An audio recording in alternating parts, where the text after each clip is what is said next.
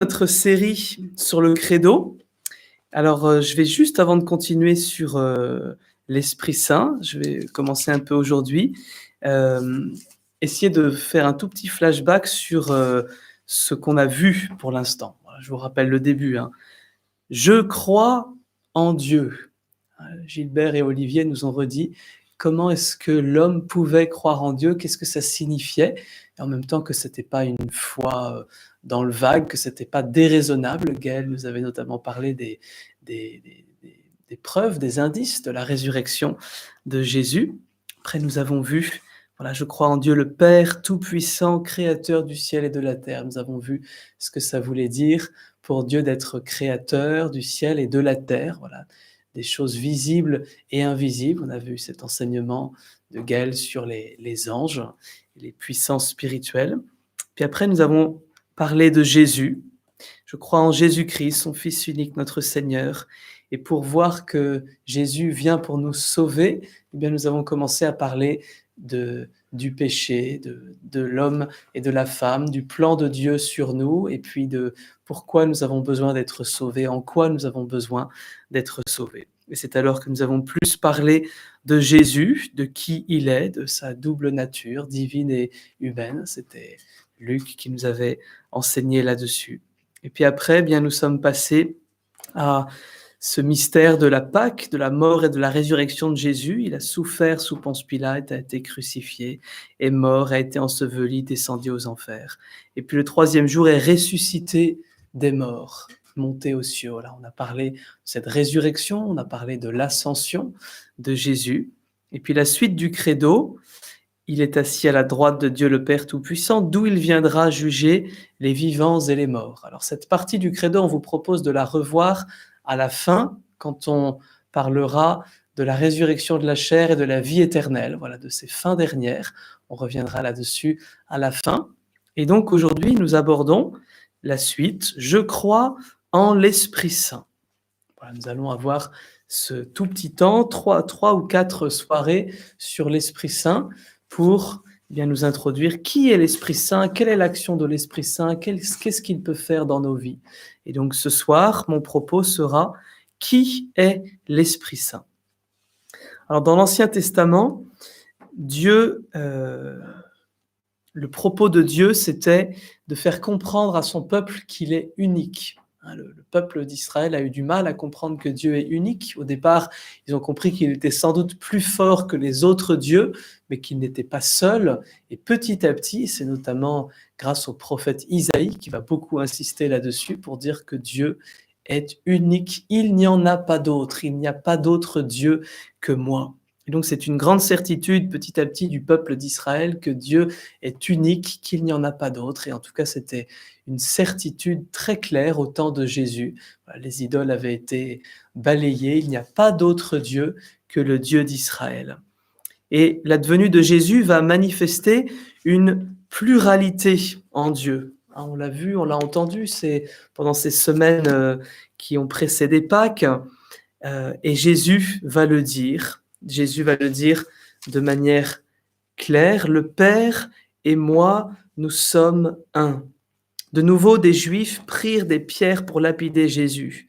Celui-ci reprit la parole: j'ai multiplié sous vos yeux les œuvres bonnes qui viennent du Père. Pour laquelle de ces œuvres voulez-vous me lapider?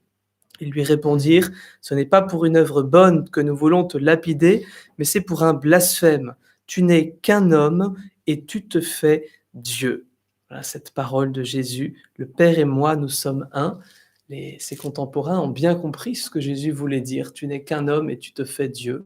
Et puis, un peu avant, Jésus avait dit: moi, je suis, reprenant à son compte le nom même de Dieu révélé par Dieu à Moïse dans le buisson ardent.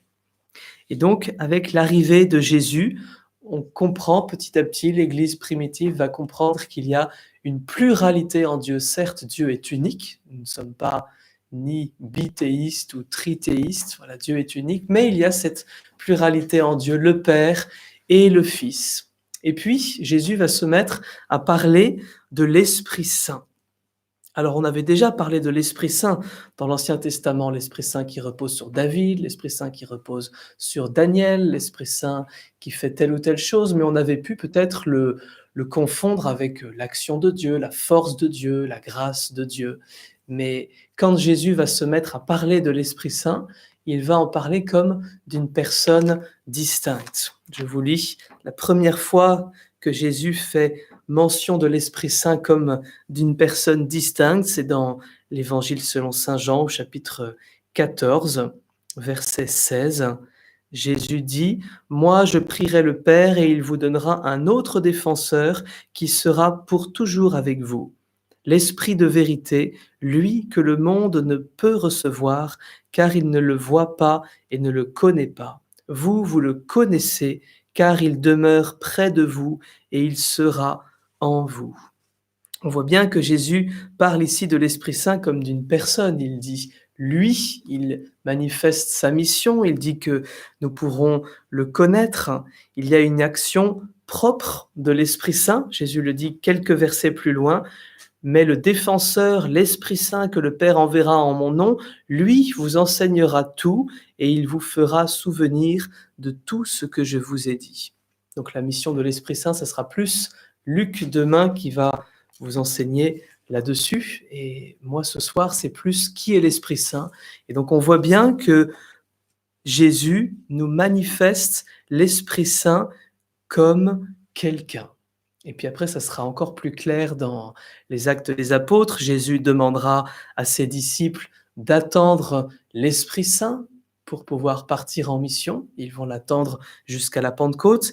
Et puis dans le livre des Actes des Apôtres encore, l'Esprit Saint sera le moteur de l'évangélisation vraiment.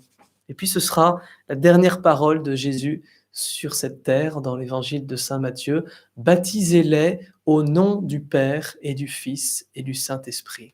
Voilà, Jésus nous demande de baptiser au nom du Père, ça pouvait être évident, du Fils, c'est déjà plus nouveau, mais aussi de l'Esprit Saint. Voilà, signe que l'Esprit Saint est bien pour Jésus une personne. Et l'Église, du coup, va comprendre petit à petit, de même que l'Église va mettre du temps à comprendre que Jésus est vraiment Dieu et vraiment homme, eh bien l'Église va aussi mettre du temps. Il faudra quelques siècles, quelques conciles, pour que l'Église reconnaisse de manière claire que l'Esprit Saint est Dieu au même titre que le Père et que le Fils. Et du coup, nous comprenons petit à petit, comme chrétiens, que si Dieu est unique, ça c'était clair depuis très longtemps, eh bien que Dieu n'est pas solitaire, que Dieu n'est pas seul. Et je crois que c'est saint Augustin qui le premier emploiera ce terme de Trinité, un seul Dieu en trois personnes. Il y a bien un seul Dieu, nous ne sommes pas trithéistes, mais trois personnes. Qu'est-ce que c'est qu'une personne? Eh bien, le propre d'une personne, c'est d'entrer en relation avec les autres. La pierre n'est pas une personne, on n'entre pas en relation avec une pierre, on l'utilise, on s'en sert, mais avec une personne, on entre en relation. Et donc le Père, le Fils et l'Esprit Saint sont en relation l'un avec l'autre. Le Père aime le Fils de toute éternité, le Fils rend au Père cet amour et cette communion dans l'amour, c'est l'Esprit Saint. Le propre de l'Esprit Saint, c'est d'être la charité du Père et du Fils. Et du coup, c'est ce qui permettra à Saint Jean, ce même Saint Jean, dans sa première lettre, d'oser cette affirmation inédite dans l'histoire des religions: Dieu est amour. En fait, on n'est pas amour tout seul. C'était compliqué de dire Dieu est amour, puisque Dieu a à un moment donné créé l'univers, et donc avant la création de l'univers, si tant est qu'on puisse dire avant, Dieu était quoi? Si Dieu était unique et solitaire, eh bien, c'est peut-être difficile de dire qu'il est amour, mais quand on comprend qu'il est Père, Fils et Saint-Esprit de toute éternité, qu'il y a cette communion dans l'amour des trois personnes, eh bien, alors on comprend que Dieu est amour. Et si nous, chrétiens, nous pouvons affirmer que Dieu est amour, ce n'est pas uniquement parce que Dieu nous aime, c'est parce qu'il y a cette communion d'amour en Dieu, entre le Père, le Fils et l'Esprit Saint. Et l'Esprit Saint, c'est l'amour de Dieu, c'est l'amour du Père et du Fils. Alors, je vous ai dit, le propre d'une personne, c'est d'entrer en relation. les 3 personnes de la Trinité sont en relation, le Père, le Fils et l'Esprit Saint sont en relation depuis toujours et pour toujours et nous font entrer dans cette relation. Peut-être vous avez en tête cette magnifique icône de Roublev où on voit le Père à gauche, le Fils au centre, l'Esprit Saint à droite avec une place vide. Cette 4e place, c'est nous. Nous sommes invités à entrer en relation avec la Sainte Trinité, à nous asseoir à la table de la Sainte Trinité, à communier avec eux, à cette relation d'amour. Et du coup, quelquefois, j'aime bien poser cette question aux personnes que je rencontre. Quand tu pries qui? Alors, on me dit, bah, je prie Dieu. D'accord, tu l'appelles comment? Bah, Seigneur, Dieu. D'accord, mais tu pries qui? Tu pries le Père, le Fils ou l'Esprit Saint? Et dans 80% des cas, j'ai des grands yeux éberlués qui s'ouvrent. Ah bah, je sais, bah, j'en sais rien, je sais pas, bah, les 3 ensemble, quoi, puis ouais, un peu chacun, un peu les 3, un peu si Jésus, je prie Jésus, d'accord, mais voilà, c'est un peu flou quelquefois. En fait, si Dieu est vraiment unique, eh bien, c'est juste de prier Dieu de manière, unique, c'est-à-dire de l'invoquer comme Dieu, comme Seigneur. Mais s'il est Trinité, c'est aussi juste de le prier, lui le Père, lui le Fils, lui l'Esprit Saint. Et si ce sont 3 personnes distinctes, bien qu'unies, eh bien nous avons aussi 3 relations distinctes à avoir avec chacune d'entre elles. Alors chers frères et sœurs, est-ce que vous priez le Père? Est-ce que vous avez une relation avec le Père? Est-ce que vous priez le Fils, Jésus? Ah oui, là c'est plus facile. Est-ce que vous priez aimer autant son père et sa mère? Eh ben, on n'a pas la même relation avec son père et avec sa mère. On ne dit pas exactement les mêmes choses, on n'a pas exactement les mêmes attitudes, même si l'intensité d'amour est la même.